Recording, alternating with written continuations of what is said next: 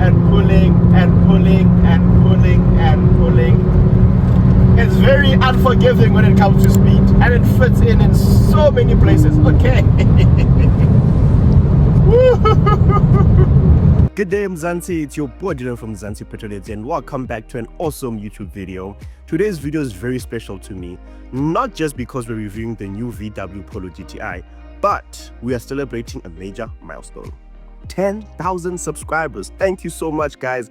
Thank you to each and every one of you for your support. But this review comes with a twist. Let me explain.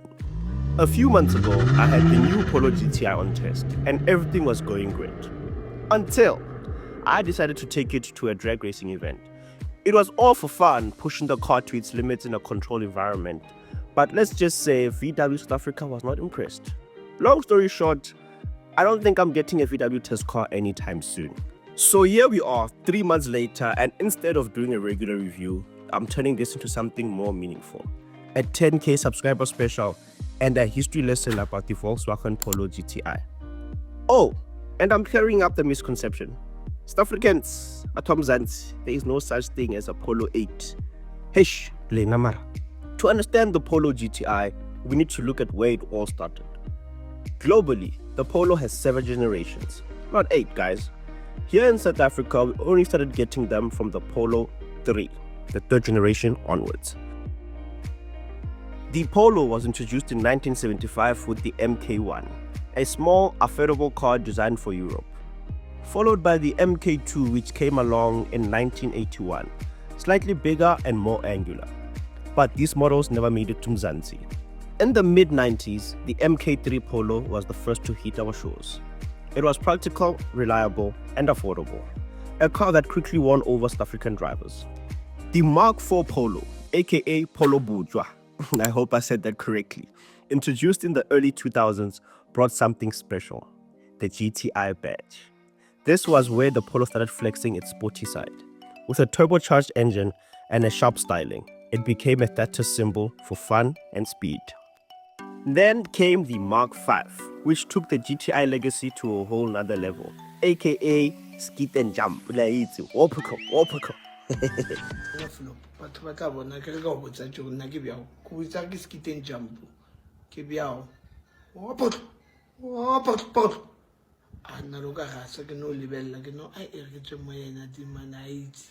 a twin-charged 1.4 engine, it delivered serious power in a small package, hence skit and jump. It was quick, agile, and cemented the GTI as a proper hot hatch. Now to where the confusion starts.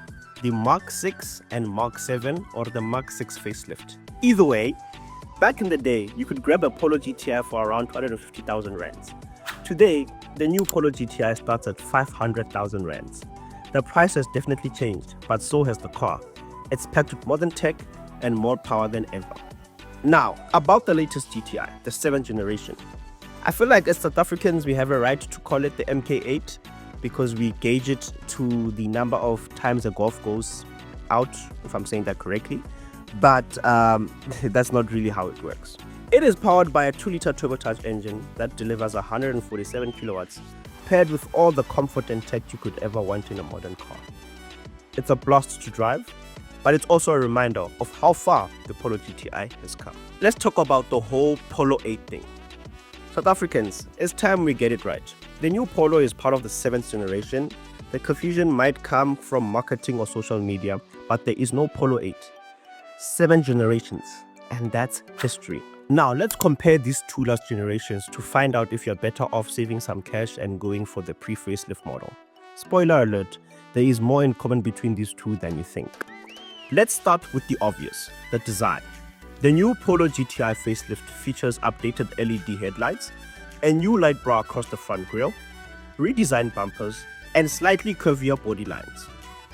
It also comes with a new set of rims that give it a fresh look. But beyond the cosmetic changes, it's essentially the same car as the pre-facelift version. Under the hood, both models share the same 2-liter turbocharged engine producing 147 kilowatts and 320 Nm of torque. Performance-wise, there is no difference at all. Both cars can speed from 0 to 100 in about 6.7 seconds, so if you're expecting more power with the facelift, you are out of luck. Driving both back to back, I can tell you the experience is identical. The DSG transmission is quick and responsive, and the handling is sharp as ever. Whether you're in a facelift or pre-facelift, you're getting the same fun to drive a hot hatch. Inside, it's a similar story. The layout and materials are practically unchanged. Both feature the same infotainment system, digital cockpit if you're spec'd with it in the previous generation, and a sporty GTI touch with red stitching and GTI branding. Sure, there is a minor software update in the facelift, but functionality-wise, it's identical. If you're expecting tech revolution inside, it's not here. Now let's talk about money. The facelifted Polo GTI starts at over 500,000 rands, which, let's be honest, is a lot. But what can we say? While you can find the pre-facelift models in their used market for significantly less, sometimes to 100,000 rands cheaper depending on the mileage and condition.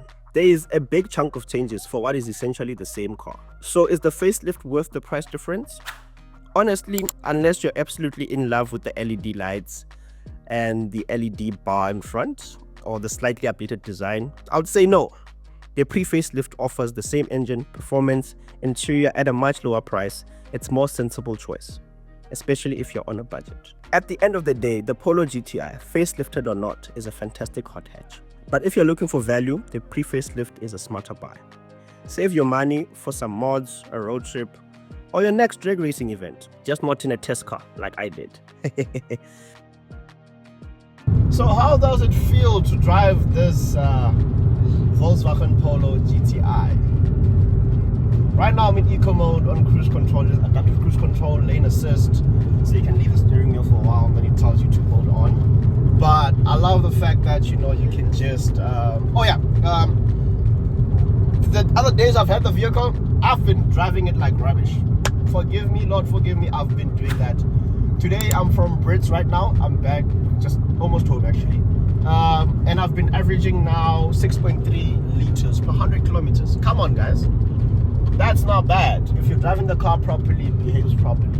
But if you do what I like to do, which is do that, and this,